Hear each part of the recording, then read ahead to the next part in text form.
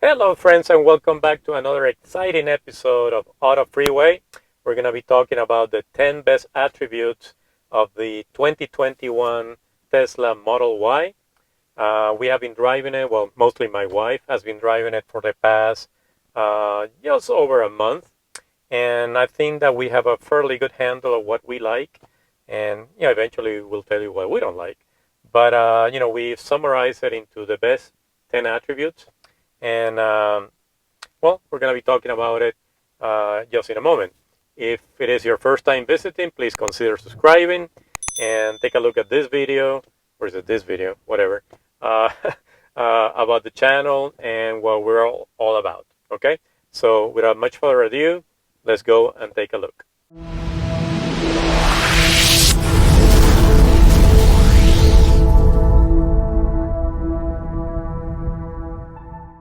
Okay, so at number 10, it's space, and there's plenty of it all over the place.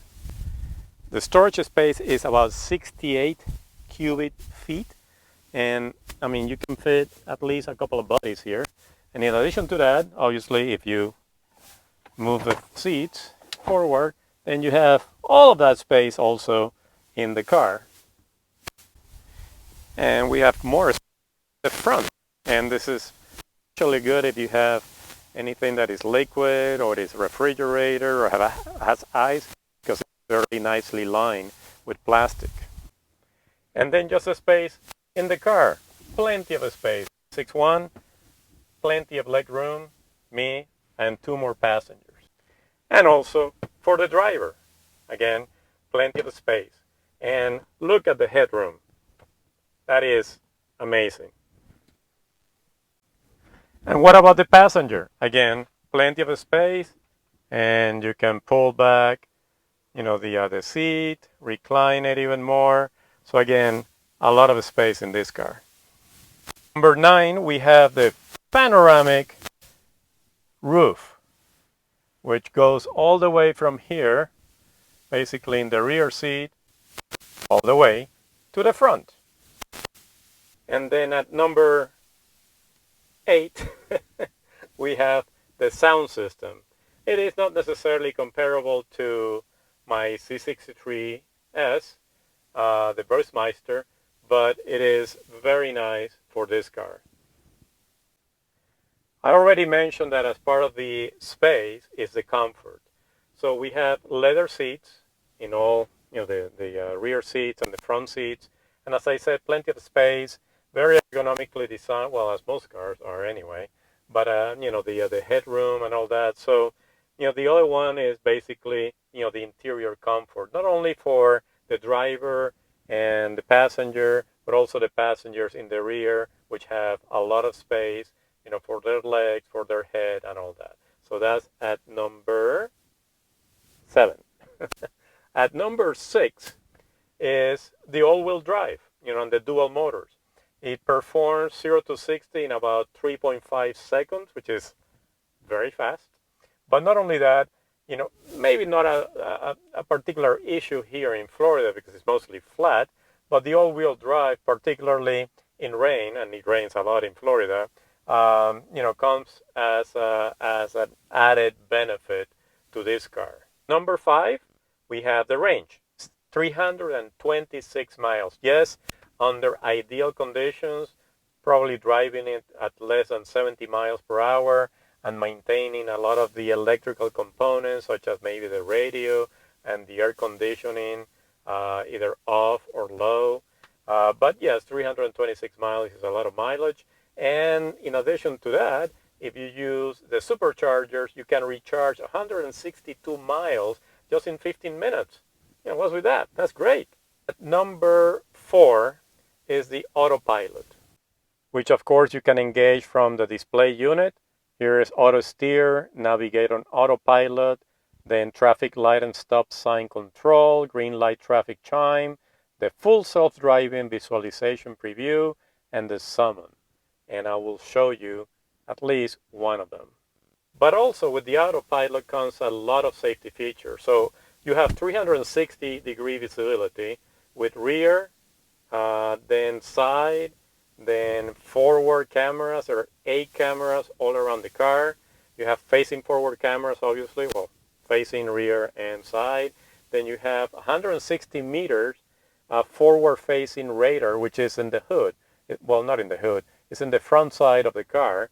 Then you have 12 ultrasonic sensors that help with parking, for example, or detecting other cars, around you.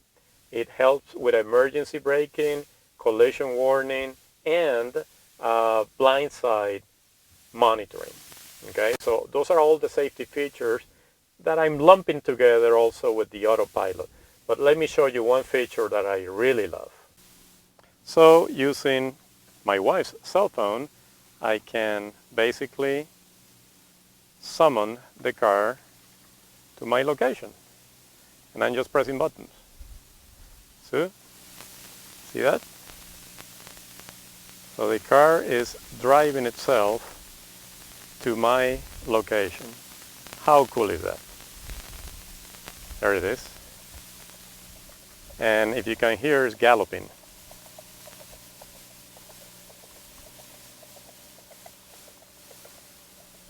There you go. I think that feature is really, really cool.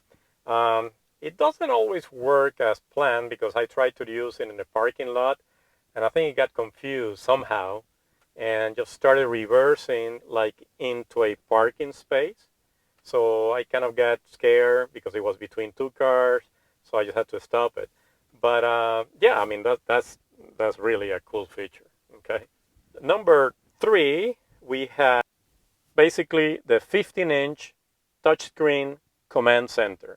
From here, basically you can control the entire car from quick controls, lights, locks, display, driving, autopilot, navigation, safety and security, service, and software.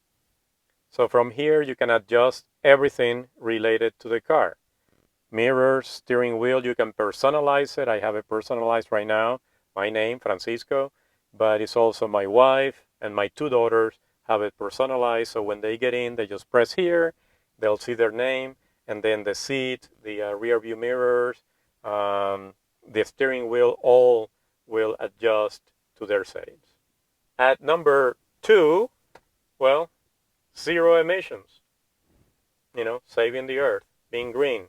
I think that with this car and my youngest daughter car, the Nero hybrid, they both take care of my footprint on the C63S, my CO2 footprint on the C63S. So yeah, I mean, it feels good knowing that it is 0 emissions. However, I mean, there is some, I don't know, misconception, I guess.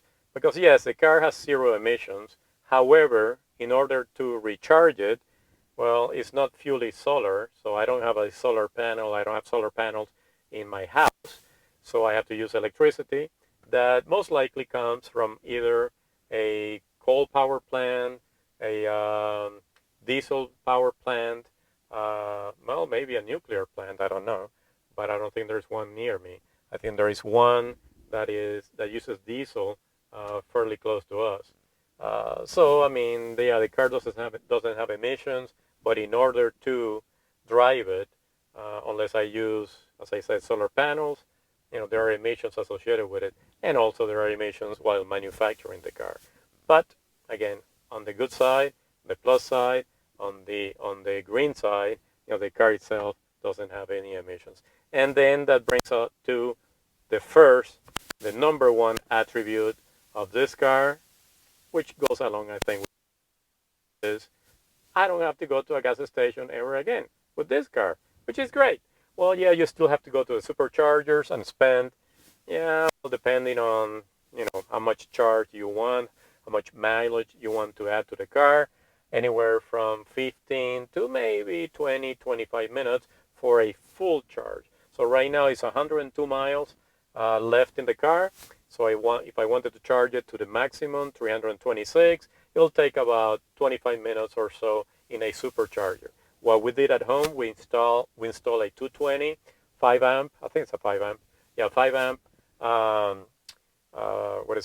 outlet, sorry, and use one of their plugs, the 1450 plug, and that charges the car overnight, you know, basically to the full charge. Especially if, if we charge it for about, I don't know, anywhere from 6 to 8 hours, as I said, overnight, the car will be fully charged the following morning and it's ready to go. Okay, so I hope that you liked this summary of our, not necessarily yours, if you have a Tesla, our 10 best attributes for the 2021 Tesla Model Y. So far, we have enjoyed it. We're still learning a lot about it, especially the navigation. I mentioned the autopilot. The autopilot works great. It's like cruise control on asteroids, right? Because if you signal that you're gonna change lanes, the car will actually change lanes for you. We'll see, if you have a space, if there are cars, whatever, and then it will do a safe change of lanes. Also, if you use navigation, like for example, from point A to point B and then autopilot, then the car will also tell you, that you're approaching the exit on the highway, for example, and then you just signal to change lanes to the exit lane, but it will exit. The car will exit for you and then slow down. And if there is a stop sign or a stoplight, it would actually stop at the sign, stop at the light, which is, I think, very amazing. The fully autonomous one, I'm not fully on board with it, especially since it costs $10,000.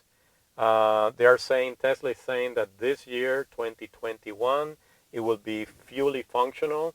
They will have to do some modifications or I don't know, improve the software because there are still some issues associated with it. And by fully automated or whatever, self-driving doesn't mean that you can release your hands from the steering wheel. There are sensors in the steering wheel and the steering wheel that would advise you, would tell you, again, hold the steering wheel, apply some pressure so the car knows that you're actually paying attention. So it's not fully automated or fully autonomous driving, but according to Tesla, it will come, this year. And in addition to that, they're going to add in-city autonomous driving. So that'll be something cool to see. I hope that you enjoy the summon feature. That I think is amazing. Especially you're in a parking lot, it's raining, you want to get wet, you can actually call the car and it'll pick you up. Okay.